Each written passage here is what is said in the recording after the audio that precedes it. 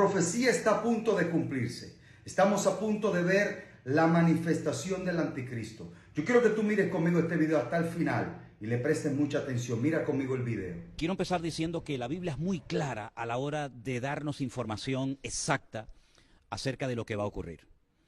No tenemos que inventarnos nada. En profecías, en escatología, no es a mí me parece, yo siento, yo creo. Yo no me muevo en ese terreno. Yo me muevo en el terreno de lo bíblico, de lo que el Señor ha revelado, y lo revelado no necesita ningún tipo de confirmación porque ya está revelado y claro. Para poder entender el futuro, hay que entender lo que Dios ha hecho y cómo ha trabajado y cómo se ha manifestado en el pasado. Porque hay un versículo clave en el libro de Eclesiastés que dice, ¿qué es lo que será? Lo mismo que fue. Es decir, el tiempo futuro en el texto hebreo está invertido. Es como que te lo cuenta en pasado, pero aún no ha ocurrido en el futuro. Y de hecho, en el libro del Apocalipsis, que es un libro apasionante, que no es imposible de entender, ni mucho menos, hay una pregunta que se le hace en un momento determinado a Juan, que es el que escribe la carta, el que recibe la revelación de lo que va a ocurrir, y alguien le pregunta, ¿esta multitud con ropas blancas, de todas las naciones, pueblos, tribus y lenguas, que no la puede contar nadie de tan numerosa que es, ¿quiénes son? ¿Y de dónde vienen? Y Juan dice que la respuesta que dio es, no lo sé, no lo sé. Qué curioso que en ese momento Juan no sabía la respuesta y tú y yo sí la sabemos, porque tenemos todo el manual, toda la Biblia escrita, ¿no? Y dice, estos son los que han salido de la gran tribulación y no han manchado sus vidas, sino que se han lavado con la sangre del Cordero, etcétera, etcétera, ¿no? En un lenguaje muy, muy bíblico. Es decir, aún no había sucedido tal acontecimiento y ya lo da por hecho. No, estos son los que ya han salido de la gran tribulación. Entonces, es muy importante conocer cómo Dios ha actuado a lo largo de la historia para ver el desarrollo del plan profético de Dios, que se ha ido revelando poco a poco, hasta nuestros días. Entonces, yo entiendo lo siguiente.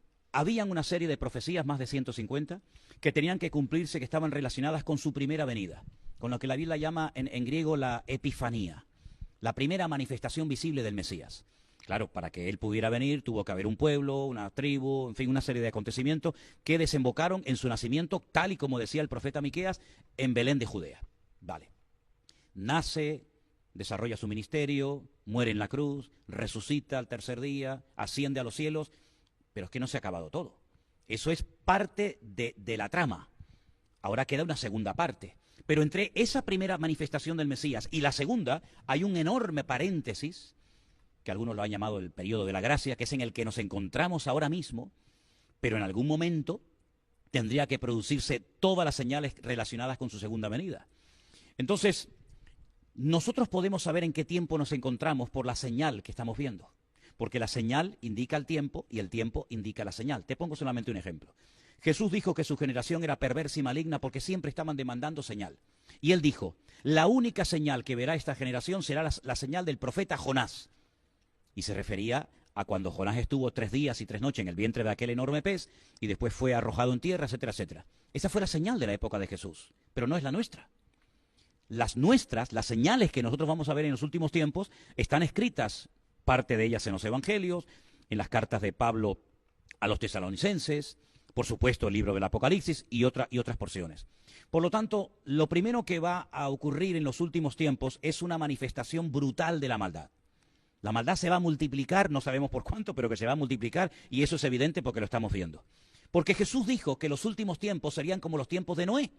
Luego, para conocer lo que va a suceder en los últimos tiempos, hay que indagar cómo fue la generación de los días de Noé, donde había engendros, donde se mezcló el mundo espiritual con el mundo natural.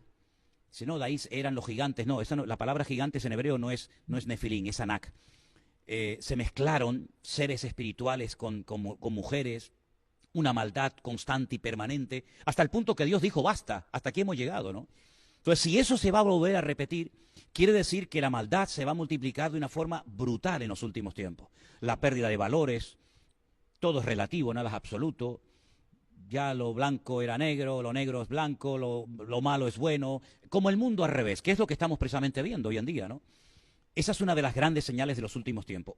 Otra gran señal que ya se ha producido fue el retorno del pueblo de Israel en mayo de 1948, ¿verdad? Cuando comenzó, por así decirlo, la cuenta regresiva.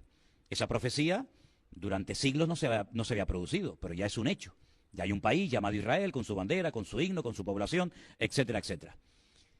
La recuperación de la ciudad de Jerusalén, que por más de 2000 años no le perteneció al pueblo de Israel, cuando en junio del 67 se pudo recuperar la perla, ¿no?, que es la ciudad de Jerusalén, la ciudad eterna del pueblo de Israel, y ahí comenzaron una serie de acontecimientos muy interesantes.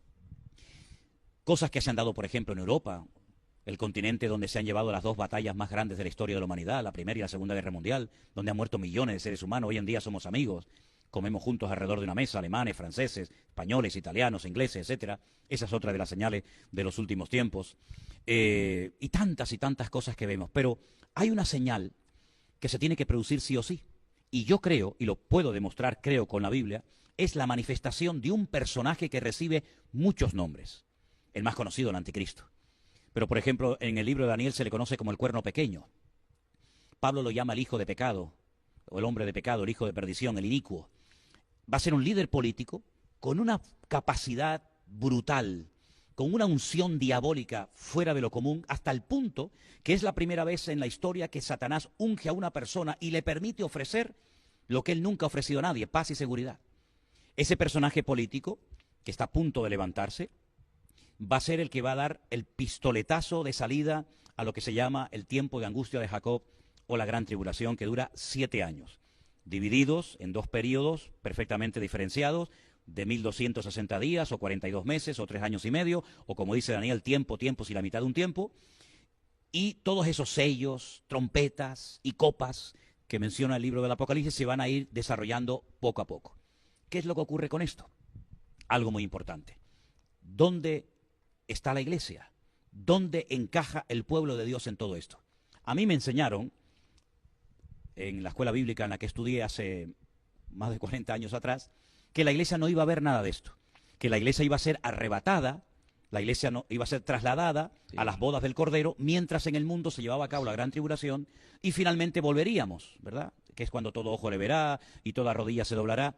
Bueno, pues esa teoría, porque no es doctrina bíblica, aunque se enseña como doctrina bíblica, la inventó un cura, la inventó un sacerdote, aproximadamente 150, 160 años más o menos, ¿no? Y el señor Scofield la incluyó como comentario en la Biblia y cayó muy bien, que la iglesia no iba a pasar, ni iba a haber absolutamente ninguna señal que tiene que ver con la gran tribulación. Pero eso no es bíblico. La Biblia dice cuándo se producirá el arrebatamiento de la iglesia y la primera resurrección. Dice, he aquí os digo un misterio. No todos dormiremos, pero todos seremos transformados en un momento y en un abrir y cerrar de ojos. Porque se tocará la trompeta y los muertos en Cristo resucitarán primero. Luego nosotros los que vivimos seremos arrebatados para recibir al Señor en el aire y así estaremos siempre con Él. A la final, trompeta. A la final, trompeta. Señores, ¿cuál es la final trompeta? Pues la que cuenta el libro del Apocalipsis, que dice que son 7 toques de trompeta. Lean ustedes en el Apocalipsis qué ocurre cuando se toca la 7ª trompeta y se van a dar cuenta que tiene que ver con el arrebatamiento de la iglesia y con la primera resurrección, porque la Biblia habla de 2 resurrecciones. Y lo viene diciendo ya desde Daniel capítulo 12, que unos resucitan para vida eterna y otros para condenación eterna. Y esa primera resurrección se produce al final de la 7ª trompeta, como dice Pablo, como misterio revelado en 1 Corintios capítulo 15, versos 51, 52. Por lo tanto, yo creo que estamos a punto de ver la manifestación del anticristo. Y yo sé que algunas personas se pueden llevar las manos a la cabeza diciendo, pero si a mí me enseñaron que eso no lo íbamos a ver. Bueno, es que usted tiene que comprobar a la luz de las Sagradas Escrituras si lo que le enseñaron, si su teología coincide con la Biblia, o usted quiere que su teología o que la Biblia coincida con su teología.